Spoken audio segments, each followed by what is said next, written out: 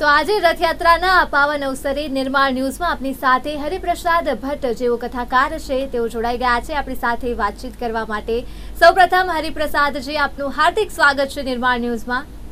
ખૂબ ખૂબ આભાર નિર્માણ ન્યૂઝનો અને વાલા ભક્તજનોનો અષાઢી બીજની રથયાત્રાની ખૂબ શુભકામના। ભગવાન જગન્નાથજીના અખંડ આશીર્વાદ રહે એ જ મારી પ્રાર્થના। બિલકુલ, શરૂઆત હરિપ્રસાદજી આપણે ત્યાંથી કરીએ કે આજે રથયાત્રા છે તે સતત 148 વર્ષથી નીકળી રહી છે। આ વખતે 148મી રથયાત્રા છે, ત્યારે તેની શરૂઆત કેવી રીતે થઈ? જે પ્રકારે આપણે વાત કરી કે નૃસિંહદાસજીના સ્વપ્નમાં ભગવાન જગન્નાથ સાક્ષાત આવ્યા હતા, સંકેત આપ્યો હતો નૃસિંહદાસજીને મહંતને કે રથયાત્રા નીકળવી જોઈએ, અને જે બાદ મહંત દ્વારા આ 148 જે રથયાત્રા છે તે શરૂ કરવામાં આવી ને આજે 148મી રથયાત્રા નીકળી છે। આપણે આટલા વર્ષનો જે સમયગાળો છે તે કાપ્યો છે, ત્યારે પરંપરા જ્યાંથી શરૂ થઈ ત્યાંથી આપણે વાત શરૂ કરીએ।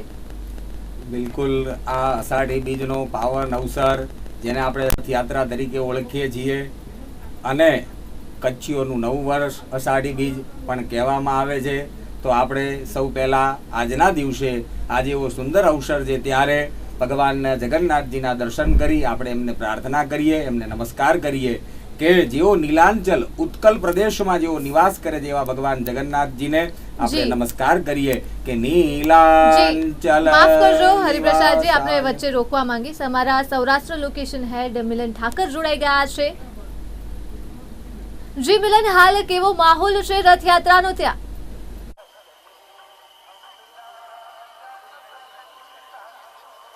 ચોક્કસ કાલુપુર ખાતે હવે બસ ગણતરીના જે કહી શકાય મિનિટોની અંદર જ જગન્નાથજીની રથયાત્રા અહીં આવી પહોંચશે। અહીંયા રથ આવી પહોંચે એ પહેલાના પાછળના દ્રશ્યો હું આપને બતાવવાનો પ્રયત્ન કરીશ કે માનવ દરિયો જે અહીંયા ઉમટેલો છે ને, એક પ્રકારે કહી શકાય કે અમી છાંટણા વરસાદે પણ જાણે સુકન સાચવતા હોય, મેઘરાજા પણ જાણે સુકન સાચવતા હોય એ પ્રકારે અત્યારે અમી છાંટણા કર્યા છે। કાલુપુર, સરસપુર તથા આસપાસના જે વિસ્તારની અંદર અત્યારે વરસાદનું એક જે અમી છાંટણા પણ કરવામાં આવ્યા હતા। જે કહી શકાય કે અત્યારે એક તરફ અમી છાંટણા થઈ રહ્યા છે, બીજી તરફ કાલુપુરમાં હવે ગમે ત્યારે જે કહી શકાય કે રથનું આગમન થઈ શકે। આ પૂર્વે જો બીજી તરફ જો વાત કરીએ તો જૂની પરંપરાગત જે સિસ્ટમ જે છે તે મુજબ અત્યારે પ્રસાદની એક પ્રક્રિયા પણ શરૂ થઈ ચૂકી છે। ચોક્કસ ભગવાન જગન્નાથજીની આ રથયાત્રાના જે રૂટ દરમિયાન જે અત્યારે ભજન મંડળી, સાંસ્કૃતિક ઝાંખી કરાવતા ટ્રકો, અનેક અખાડાઓ તથા બેન્ડવાજા સાથે મોટી સંખ્યાની અંદર સાધુ સંતોની રવાડી નીકળી અને હવે બસ ભક્તો જે છે એ રથયાત્રાનો જગન્નાથજીની જે રથયાત્રા છે તેમનો બસ હવે જે કહી શકાય કે આગમનની રાહ જોઈ રહ્યા છે ને એ પૂર્વે જ અત્યારે જે કહી શકાય અમી છાંટણા વરસાદે પણ અહીં અમી છાંટણા કરતા જાણે મેઘરાજા જાણે સુકન સાચવવા માટે આવ્યા હોય। અખાત્રીજનું આજે જે કહી શકાય અષાઢી બીજનું જે મુહૂર્ત છે એ ક્યાંક ને ક્યાંક સાચવવા માટે આવ્યા હોય આ પ્રકારના જે દ્રશ્યો છે એ જોવા મળ્યા છે। તો બીજી તરફ આપને વાત જણાવી દઉં કે જે અહીંયાથી જે અત્યારે કાલુપુર ખાતે ભગવાનનો રથ અહીં આવશે ને અહીંથી સરસપુર ખાતે જશે, ત્યાં મામાને ત્યાં જમશે અને ત્યારબાદ ત્યાંથી આજે આખી શોભાયાત્રા છે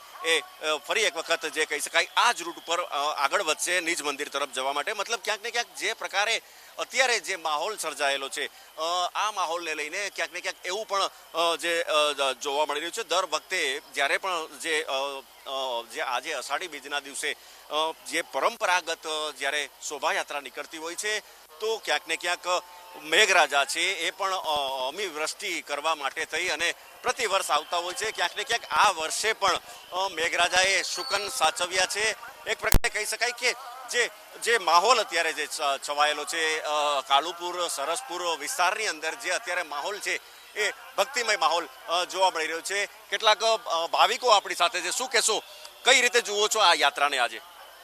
આજે પહેલી વાત ભગવાન આવે છે આપણા પોતાના દ્વારે આવીને દર્શન આપે એનો લાવો એના સિવાય તો કેમ મોટો કે ભગવાન ખુદ આપણા ત્યાં આગળ ચાલીને આવે છે અને અમને દર્શન આપે છે, એ એનો આનંદ ઘણો છે અમને। ચોક્કસ ભગવાન પોતે આજે નગરચર્યાએ નીકળ્યા છે, તમામ લોકોને દર્શન આપે છે। સામાન્ય સંજોગોની અંદર ભગવાનના દર્શન કરવા માટે મંદિરમાં જવું પડતું હોય છે, પરંતુ આજના દિવસે અષાઢી બીજના દિવસે ભગવાન જગન્નાથજી પોતે નગરચર્યાએ નીકળ્યા છે ને અત્યારે પાછળના દ્રશ્યો ફરી એક વખત હું જણાવવાના પ્રયત્ન કરીશ કે જે દ્રશ્યો છે માનવ હૈયે હૈયું દળાતું હોય આટલું જે માનવ મહેરામણ છે અહીં ઉમટેલું છે ને એક પ્રકારે કહી શકાય કે તમામ લોકો બસ આતુરતાથી રાહ જોઈ રહ્યા છે કે ક્યારે ભગવાનજીનો રથ આવે. બસ હવે રથ આવી રહ્યો છે. આપ દ્રશ્યોની અંદર જોઈ શકો છો કે બસ હવે રથને વધાવવા માટે, ભગવાનના દર્શન કરવા માટે થઈ અને તમામ લોકો છે એ અત્યારે આતુરતાપૂર્વક રાહ જોઈ રહ્યા છે. જગન્નાથજીનો રથ છે એ બસ હવે ગણતરીની જે કહી શકાય કે મિનિટોની અંદર અહીં આવી પહોંચે છે ને આ રથ આવતો હોય છે ત્યારે એ પૂર્વેનો જે દરિયો હોય, એક મહાસાગર જે છે કઈ રીતનો હોય છે આપ દ્રશ્યોની અંદર જોઈ શકો છો. ભગવાન પોતે અત્યારે આવી રહ્યા છે અને જગન્નાથજીનો જે કહી શકાય કે અત્યારે રથ આવી પહોંચ્યો છે અને આપ દ્રશ્યોની અંદર જોઈ શકો, અભિભૂત કરી દે આ પ્રકારના જે દ્રશ્યો છે એ અત્યારે જોવા મળી રહ્યા છે. અલૌકિક પ્રકારનું વાતાવરણ, તમામ લોકો પોતાના બે હાથ જોડી અને ભગવાનની દર્શન કરી રહ્યા છે, ઝાંખી મેળવવાના પ્રયત્ન કરી રહ્યા છે. ને જ્યારે ભગવાન આજે નગરચર્યાએ નીકળ્યા છે ત્યારે આ ભગવાનના દર્શન કરવા ઘર આંગણે જ્યારે અવસર આવતો હોય છે તો આ અવસરને મહામૂલો અવસર માની અને તમામ લોકો છે એ વધાવી રહ્યા છે. જી પહેલાને આભાર જોડાવા બદલ. તો દર્શક મિત્રો, જે પ્રકારે આપની સમક્ષ રથયાત્રાના દ્રશ્યો આવ્યા છે, ભક્તો જે છે તે ભક્તિમાં લીન થઈને રથયાત્રાનો ભાગ બની રહ્યા છે. ત્યારે હરિપ્રસાદજી, પાછી તમારી પાસે પૂછવા માંગીશ, આપણે જે વાત કરી રહ્યા હતા કે આજે પરંપરા શરૂ થઈ છે, આજે 148મી રથયાત્રા છે, પહેલી રથયાત્રાથી લઈને 148મી આ રથયાત્રા છે, આપણે આ પરંપરા સતત અવિરતપણે ચાલુ રાખી છે. ત્યારે તે જે શરૂઆત થઈ છે તેની પાછળની કથા વિશે આપણે વાત કરી રહ્યા હતા. હા, તો ભગવાન આજે ગામમાં મોર ટહુક્યા, કોટે મોર ટહુક્યા અને વાદળ ગરસી વીજ. હમણાં જે પ્રમાણે મિલનભાઈએ કીધું ને આપણે અમદાવાદમાં પણ આપણે કર્ણાવતી નગરમાં આપણે આ લાઈવ આ રથયાત્રા જોઈ શકીએ છીએ. ત્યારે હું કહીશ કે આજે આપણા ગામમાં મોર ટહુક્યા અને વાદળ ગરસી વીજ. ભગવાન વાલા જગન્નાથ પધાર્યા અને આવી અષાઢી બીજ. એવી આ અષાઢી બીજ નો પરમ પવિત્ર જ્યારે આ તહેવાર હોય, ભગવાનની શોભાયાત્રા રથયાત્રા હોય, તો આપણે જોઈ શકીએ છીએ કે આ અમદાવાદ વાસીઓનો કેટલો બધો ઉત્સાહ છે. એવું નહીં, આ સંપૂર્ણ ભારત વર્ષમાં ઉજવાતો તહેવાર છે. એવું નહીં કે આપણે અમદાવાદમાં જ આ રથયાત્રા થાય છે, સુરતમાં પણ થાય છે, રાજકોટમાં પણ થાય છે અને નીલાંચલ એવું કીધું છે ઓડિશામાં પણ થાય છે, રામેશ્વરમાં પણ કરવામાં આવે છે. તો જેની આ રથયાત્રા છે એવા ભગવાન જગન્નાથપુરી. તો હું દર્શક મિત્રોને, આપણા નિર્માણ દિવસના દર્શક મિત્રોને, વાલા ભક્તજનોને કહેવા માંગીશ કે ભગવાન જગન્નાથપુરી 4 ધામનું એક મોટામાં મોટું ધામ છે. હા, તો પૂર્વ દિશામાં આવેલું આ પૂર્વમાં ઉડીસામાં જગન્નાથપુરી ધામ જે કહેવાય છે સમુદ્ર કિનારે વસેલું છે. હા, નીલાંચલ પર્વત પાસે. એટલે ભગવાનનો વર્ણ પણ નીલ ભૂરા રંગનો છે.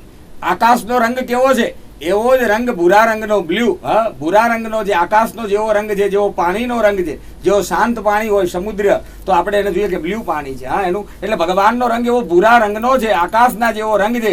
એટલા માટે કીધું છે કે શાંતાકારમ ભુજગશયનમ પદ્મનાભમ સુરેશમ વિશ્વાધારમ ગગન સદૃશમ મેઘવર્ણમ. વાદળ જેવો છે એવો એમનો રંગ છે. એટલે હમણાં મિલનભાઈ આપણા સંવાદદાતાએ, આપણા પત્રકાર બંધુએ પણ કીધું કે કોઈ રથયાત્રા એવી નથી કે જે કોરી ગઈ હોય, દરેક એમાં અમી છાંટણા આવેલા છે. તો આજના દિવસે પણ અમી છાંટણા વરસાદ આવ્યો છે. ભગવાન ઇન્દ્રદેવ પર્જન્યદેવ પ્રસન્ન થયા છે અને એ જ પ્રાર્થના કરી કે ભગવાન જગન્નાથજી પણ પ્રસન્ન થાય. તો નીલાંચલ પર્વત ઉપર રહેવા વાળા એ ભગવાન જગન્નાથ છે. નાથોના પણ નાથ છે, એ આખા જગતના નાથ છે. તો હું કહેવા માંગીશ, આજના દિવસે, આજે પરમ પવિત્ર દિવસ છે, આજે કચ્છીઓનું નવું વર્ષ છે, આજે અષાઢી બીજ છે, આજે ખેડૂત લોકો વાવણી કરતા હોય છે. એટલા માટે આ અષાઢ મહિના ઉપર, વરસાદ ઉપર અને ભગવાન જગન્નાથજી ઉપર તો ઘણા બધા શ્લોકો, ઘણા બધા દુહાઓ, ઘણા બધા છંદો પણ લખાયા છે. તો એવું કીધું છે કે નીલાંચલ નિવાસાય નિત્યાય પરમાત્મને. જે નિત્ય નિવાસ, આવાસ, જેનું આવાસ સ્થાન છે એવું આ ઉત્કલ પ્રદેશમાં છે. તો આ ઉત્કલ પ્રદેશ એને કહેવામાં આવે છે કે જે આપણે રાષ્ટ્રગીતમાં પણ સાંભળીએ છીએ, જનગણ મન. એમાં પંજાબ, સિંધુ, ગુજરાત, મરાઠા, દ્રવિડ, ઉત્કલ, એ ઉત્કલ પ્રદેશમાં નીલાંચલ પર્વત આવેલો છે. નીલાંચલ નિવાસાય નિત્યાય પરમાત્મને બલભદ્ર સુભદ્રાય જગન્નાથાય તે નમઃ. બલભદ્ર એમના ભાઈ અને સુભદ્રાજી ભગવાનના બહેન, ભગવાન શ્રી કૃષ્ણ પરમાત્માના જે બહેન છે સુભદ્રાજી, એમના આ 3 રથ એવું કહેવામાં આવ્યું છે. આ ઉડીસાની અંદર જગન્નાથપુરી જે ધામ છે એ જગન્નાથપુરીમાં 9 દિવસનો ચાલતો આ કાર્યક્રમ છે. આ 9 દિવસ સુધી ત્યાં તો આપણે કર્ણાવતી અમદાવાદમાં તો આપણે એક દિવસ આપણે આ રથયાત્રા ઉજવીએ છીએ અને આજે પણ અહીંયા જેવો આપણે અમદાવાદમાં આપણને જેવો ઉત્સાહ દેખાય છે એના કરતા પણ અનંત ગણો ઉત્સાહ એવું કીધું છે પુરીમાં પણ જોવા મળે છે. હા, તો ભગવાનનો આ રથ એવું કીધું છે એક વખત જ્યાંથી નીકળ્યો છે ક્યાંય અટકતો નથી. એટલે ભગવાન પોતાનું ભક્તોની રક્ષા કરવા માટે, પોતાના એવું કીધું છે ભક્તોને દર્શન આપવા માટે, ભાઈ અને બહેનને નગર યાત્રા, નગરનું દર્શન કરાવવા માટે, જેમ આપણે ફરવા જઈએ અલગ અલગ જગ્યાએ, હિલ સ્ટેશન ઉપર, સમુદ્ર કિનારે, દરિયા કિનારે, એવી રીતે ભગવાન શ્રી કૃષ્ણ પણ એમના પરિવાર સાથે ભક્તોને દર્શન આપવા માટે નીકળ્યા છે. એટલા માટે એમને કીધું છે કે આ કોઈ ભારતના નાથ નથી, આ કોઈ અમેરિકાના નાથ કે કોઈ યુરોપના નાથ નથી, આ તો જગતના નાથ છે. આ તો આખા વર્લ્ડ યુનિવર્સ બોસાનામ બોસ છે. એટલે એમને જગન્નાથ કહેવામાં આવ્યા છે, જગતના નાથ છે. એવા ભગવાન જગન્નાથજીને આજે અષાઢી બીજના દિવસે આપણે એના દર્શન કરવા માટે, એમની ઝાંખી કરવા માટે બધા જ લોકો એવું કીધું છે કે જે આપણો આ જમાલપુરથી લઈને ભગવાન જગન્નાથજીનું મંદિર છે, હા, તો સાબરમતી નદીના કિનારે આવેલું ત્યાં દધીચી ઋષિએ પણ તપ કર્યું હતું. અને 148મી આ રથયાત્રા, તો આ અદ્ભુત એવો સંયોગ થયો હોય. ભગવાન ઇન્દ્રદેવ, પર્જન્યદેવ પણ પ્રસન્ન થયા હોય અને સાક્ષાત ભગવાન જગન્નાથજી ભક્તોને દર્શન કરવા માટે, અને ભક્તોની પણ આપણે મહેરામણ જોઈએ છીએ, ભક્તોનો આપણે આનંદ અને ઉત્સવ, કોઈ વિઘ્ન આવ્યું નથી. આ વર્ષે રથયાત્રાની અંદર કોઈ વિઘ્ન પણ આવ્યું નથી અને કોઈ વિઘ્ન ના આવે, આખું વર્ષ સારું જાય એટલા માટે ભગવાન જગન્નાથજીના રથના દર્શન કરવાની બધાની ઈચ્છા હોય છે, ભગવાનના દર્શન કરવાની ઈચ્છા હોય છે. ભગવાનનો એક પ્રસાદ મળી જાય, એક તુલસીનું પત્ર મળી જાય તો પણ ભક્તજનો પ્રસન્ન થઈ જાય છે. એટલે હું જોઉં છું આજ સવારથી જ, આમ તો કાલથી આ જમાલપુર મંદિરની અંદર આમ તો 7 દિવસ પહેલા ભગવાનને 108 કલશનો અભિષેક કરવામાં આવ્યો.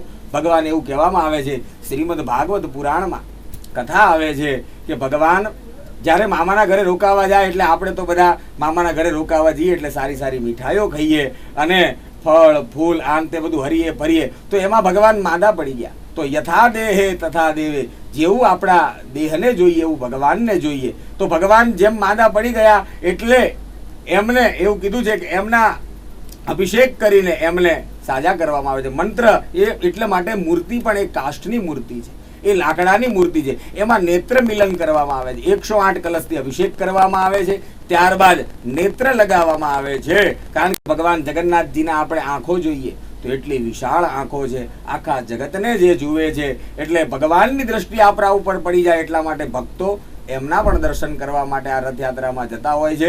તો ભગવાન જગન્નાથજી, ભગવાન બલભદ્ર અને બહેન સુભદ્રા સાથે આ પરિવારનો સંયોગ, એટલે કે પરિવારના કોઈ ભગવાન હોય તો એ ભગવાન શ્રી કૃષ્ણ પરમાત્મા છે. આખા જગતનું પાલન અને પોષણ કરવાવાળા ભગવાન જગન્નાથ છે. વેપારીઓના જો ભગવાન હોય, કોઈ આંટરપ્રેન્યોર કોઈ ભગવાન હોય તે ભગવાન નારાયણ છે. એટલે જ એમને સર્વનું પાલન કરવાવાળા, પોષણ કરવાવાળા જગતના નાથ છે. એટલા માટે જ આ જગન્નાથજીની રથયાત્રાનો ઉત્સવ આપણા અમદાવાદમાં અને દેશભરમાં ધામધૂમથી ઉજવાઈ રહ્યો છે. જી બિલકુલ, ખૂબ સુંદર વાત કરી હરિપ્રસાદજી આપને. જે પ્રકારે આખા દેશમાં રથયાત્રાનો ઉત્સવ ઉજવાય છે, અમદાવાદમાં ખાસ કરીને આ રથયાત્રા ઉજવાય છે, ને કહેવાય છે કે પુરી બાદની જે બીજા નંબરની સૌથી મોટી રથયાત્રા છે તે અમદાવાદ ખાતેની છે. ત્યારે હવે મારે આપની પાસેથી એ જાણવું છે કે આ જે 3 રથ છે તેમાં સૌથી આગળ બલભદ્રજીનો રથ હોય છે, વચ્ચે બહેન સુભદ્રાનો રથ હોય છે અને ત્યારબાદ ભગવાન જગન્નાથનો રથ હોય છે. આ ત્રણેય રથ જે હોય છે હરિપ્રસાદજી, એ ત્રણેય રથ જે હોય છે એના કદ નાના મોટા હોય છે. ભગવાન જગન્નાથનો રથ જે છે તે મોટો હોય છે. અને આપે જે મુજબ રંગોની ખાસ વાત કરી, મારે ખાસ એ જાણવું છે કે રંગો જે હોય છે તે ત્રણેય ભાઈ બહેનના અલગ હોય છે, તેના પાછળ શું મહિમા છે? બિલકુલ, ત્રિણી રત્નાની આ 3 રત્ન એવું કીધું છે કે 3 ભાગમાં આ બ્રહ્માંડ વહેંચાયેલું છે. તો બ્રહ્મા, વિષ્ણુ અને મહેશ, એક શક્તિ તો આપણે કહી શકીએ, સત્વગુણ, રજગુણ, તમગુણ, એ શક્તિ પણ આપણે કહી શકીએ. ડીએનએ, દાદાનો પક્ષ, નાનાનો પક્ષ અને આત્માનો પક્ષ, એને ડીએનએ કહેવામાં આવે છે. તો એ પક્ષ પણ આપણે કહી શકીએ. અને આ એવું કહેવામાં આવે છે કે સૌથી પહેલા તો બળભદ્ર, મોટા ભાઈ, કે મોટા ભાઈને જે માન સન્માન મળવું જોઈએ એ મળવું જોઈએ. એટલે સૌથી આગળ મોટા ભાઈ બલભદ્રનો રથ છે. હા, તો એ બલભદ્ર એટલા માટે આપણે જોઈએ છે અખાડાઓમાં બલભદ્ર છે એ મલનું પ્રતીક છે, હળનું પ્રતીક છે. બલભદ્ર પાસે હળ છે. શેષ નાગનો જેને અવતાર કહેવામાં આવે છે એવા ભગવાન બલભદ્રજી, જે ભગવાન શ્રી કૃષ્ણ પૂર્ણ પુરુષોત્તમ અવતાર, એ પણ દશા અવતારમાં એમનું પણ નામ આવે છે. એટલે ભગવાનના જે 10 અવતાર છે એમાં આવે છે કે મત્સ્ય કૂર્મ વરાહમ ચ નરસિંહ વામનમ શ્રીરામ બલરામ શ્રી કૃષ્ણમ નમામ્યહમ. તો બલરામજી પણ એવું કહેવામાં આવે છે, એ પણ ભગવાનનો જ અવતાર છે. તો બલરામજીનો રથ એટલા માટે કારણ કે શક્તિ વગર શાંતિ ન મળે. એટલે બલભદ્ર પાસે બળ છે, બધાનું બળ જોઈએ, પણ શેના માટે જોઈએ? ભદ્ર કરવા માટે. ભદ્રનો અર્થ થાય છે કલ્યાણ. તો એના નામમાં જ એટલો બધો મહિમા. જો આપણે નામ સમજી લઈએ તો એના દરેક ગુણ આપણે સમજી લઈશું. તો બળ એટલે કે બળવાન થવાથી જ શાંતિ મળે છે. એટલે શક્તિ મળવાથી શાંતિની પ્રાપ્તિ થાય છે. એટલે આગળ બલભદ્રજીનો રથ છે, જેમના હાથમાં હળ છે, જે ખેડૂત પુત્ર પણ કહેવામાં આવે છે, જે હળ હાંકે છે. અને એવું વિશાળ બળવાન, જે બધાનું ભદ્ર કરવા વાળા બલભદ્રજીનો પ્રથમ રથ બતાવવામાં આવેલો છે. અને એ પ્રથમ રથમાં બલભદ્રજી પોતાનું સૈન્ય મલ્લ સાથે, અખાડા સાથે પોતાનું શક્તિ પ્રદર્શન કરતા પણ આપણે બલભદ્રજીના રથ પાસે આપણે અત્યારે લાઈવ પણ જોઈ શકીએ છીએ, ટીવીમાં પણ જોઈ શકીએ છીએ. અને એ રથયાત્રામાં એવું કહેવામાં આવે છે કે પ્રથમ સ્થાનમાં એ બલભદ્રજીનો રથ આવે છે. ત્યારબાદ સુભદ્રાજીનો રથ આવે છે. તો બલભદ્ર પછી સુભદ્ર આવે છે કે પહેલા બળ હશે તો સારું થવાનું જ છે. એનું ભદ્ર એટલે કે કલ્યાણ, તો સારું કલ્યાણ થવાનું જ છે. તો એ બહેન છે. હા, તો એ ભગવાનના બહેન છે. એટલે કીધું છે કે એની તો રક્ષા કરવી જ જોઈએ. જેને તે આંગણે દીકરી તેનો ધન્ય અવતાર. હા, તો એટલા માટે આ બહેન છે એ સુભદ્રા, કારણ કે એવું કહેવામાં આવ્યું છે કે ભાઈ બહેનની જે જોડી છે એ કદી પણ ભૂલાતી નથી. હા, એક કોખે જન્મ્યા એવા ભાઈ અને બહેન સાથે રહીને એવું કીધું છે કે એની રક્ષા કરવાની જવાબદારી ભાઈની છે. હા, રાખડી પણ બંધાવતા હોય ત્યારે પણ એનું કીધું છે. અને એને જ એટલા માટે સુભદ્રાજીના વિવાહ પણ કોની સાથે થયા? તો કે અર્જુન સાથે એના વિવાહ થયા છે. તો અર્જુન સાથે વિવાહ થયા, એમાં ભગવાનનો પ્રિય પુત્ર ભાણિયો એમાં જન્મ્યો, ને એને ચક્રવ્યૂહ તોડ્યું. કોણ? તો કે અભિમન્યુ.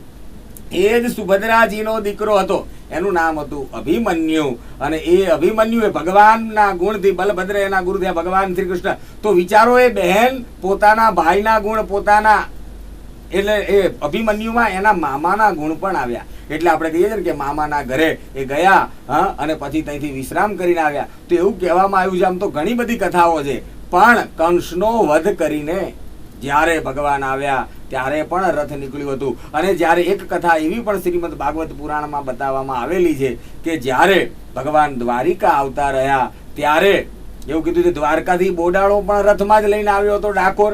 અને પછી એવું કહેવામાં આવ્યું છે કે ભગવાન દ્વારિકા આવ્યા ત્યારે ગોપીઓ પણ દ્વારિકાથી પાછા એમને વૃંદાવનમાં લઈ ગયા હતા. તો એ પણ રથ હતો. તો આ રથયાત્રા તો આદિ અને અનાદિ કાળથી એવું કહેવામાં આવે છે લગભગ 5235 વર્ષથી આ ભગવાન જગન્નાથજી નો રથ એવું કીધું છે અવિચર. ભગવાનની હયાતીમાં પણ ભગવાન જાતે પણ એ નગર યાત્રા કરવા પોતાનો રથ લઈને જતા હતા. અને પાછળ ત્રીજો રથ છે એ ભગવાન શ્રી કૃષ્ણ પરમાત્માનો જે રથ છે, જે નાથોના નાથ જગન્નાથજી કહેવામાં આવે છે. એ ત્રણેયના, આપે જે પ્રમાણે પ્રશ્ન કર્યો કે ત્રણેયના રંગભૂષા, વેશભૂષા બધાની ઝાંખી પણ અલગ અલગ પ્રકારે હોય છે. હા, તો એ બધાની ઝાંખી પણ અલગ અલગ પ્રકારે હોય છે. કારણ કે ભગવાન શ્રી કૃષ્ણ પરમાત્માનો તો શ્યામ વર્ણ છે, મેઘ વર્ણ છે. એટલે એમને ભૂરા રંગના, મોરપીંછ રંગ એમને પ્રિય છે, એટલે એમને ભૂરા રંગના વસ્ત્ર પરિધાન કરવામાં આવે છે. અને સુભદ્રાજી એવું કીધું છે અખંડ સૌભાગ્ય છે, એટલે લાલ રંગનો એનો રથ હોય છે, લાલ રંગના વસ્ત્ર એને ધારણ કરવામાં આવે છે. અને બલભદ્રજીને શ્વેત રંગના વસ્ત્ર ધારણ કરાવવામાં આવે છે. તો રંગોનું પણ પ્રતીક છે. કારણ કે એવું કીધું છે કે આ જાંબુ અને મગ ખાઈને ભગવાનની આંખો આવી ગઈ હતી. ભગવાનની આંખો આવી ગઈ. ભગવાન એવું કીધું છે કે બીમાર પડ્યા ત્યારે આ બલભદ્ર અને સુભદ્રાજી નગર યાત્રા કરી, વાતાવરણ હવા પાણી ભેર કરવા માટે પણ આ રથયાત્રા કરવા માટે નીકળ્યા છે. અને નગરજનોને દર્શન આપવા માટે આ રથ અવિચર એવું કીધું છે કાયમ ચાલતો રહે.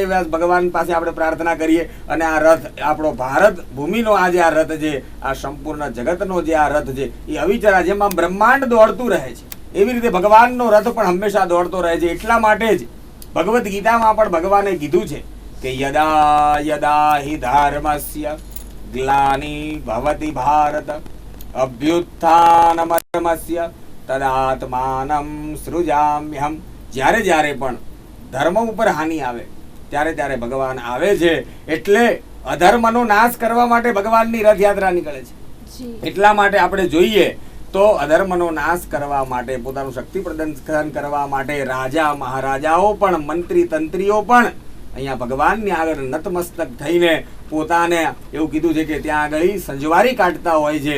કારણ કે આ દેવોના દેવ ભગવાન સર્વનું પાલન કરવાવાળા, પોષણ કરવાવાળા જગન્નાથ છે. એવા ભગવાન જગન્નાથજીનો આપણે જય જગન્નાથ અને જય રણછોડ, માખણ ચોર, ચિત્ત ચોરવાવાળા, બધાનું મન હરવાવાળાને માખણ ચોર કહેવામાં આવે છે. એટલે જ આપણે ટીવીમાં પણ જોઈએ છીએ અને લાઈવ નગરયાત્રા, મારે તો સવારમાં જવાનું થયું હતું, અત્યારે બપોરે તો જવાનું થયું નથી, પણ મહિલા મંડળનો અને ભક્તજનોનો પણ ઉત્સાહ એટલો બધો છે કે બધા જ કરતાલ લઈને જય રણછોડ માખણ ચોર, ભગવાન બોલો કૃષ્ણ કનૈયા લાલ કી જયકારા કરતા આ રથયાત્રામાં કોઈના પણ મોઢા ઉપર જરાય થાક દેખાતો નથી. એટલો ઉત્સાહ આપણને જોવા મળે છે. આપ પણ જોઈને તમે જોઈ શકો છો. જી, ખૂબ ખૂબ આભાર હરિપ્રસાદજી, અમારી સાથે જોડાઈને ખૂબ સુંદર વાત કરવા બદલ. રથયાત્રાનો જે ઇતિહાસ છે ત્યાંથી લઈને રથનું જે મહત્વ છે, પ્રસાદનું જે મહત્વ છે, તે તમામ વિષયોના વિશે વિસ્તૃત માહિતી આપવા બદલ ફરી એકવાર હરિપ્રસાદજી આપનો ખૂબ ખૂબ આભાર. તો દર્શક મિત્રો, આજે 148મી રથયાત્રા છે અને નિર્માણ ન્યૂઝ આપના સુધી આ રથયાત્રાનું મહા કવરેજ પહોંચાડતું જ રહેશે. હાલ મને આપશો રજા. નમસ્કાર.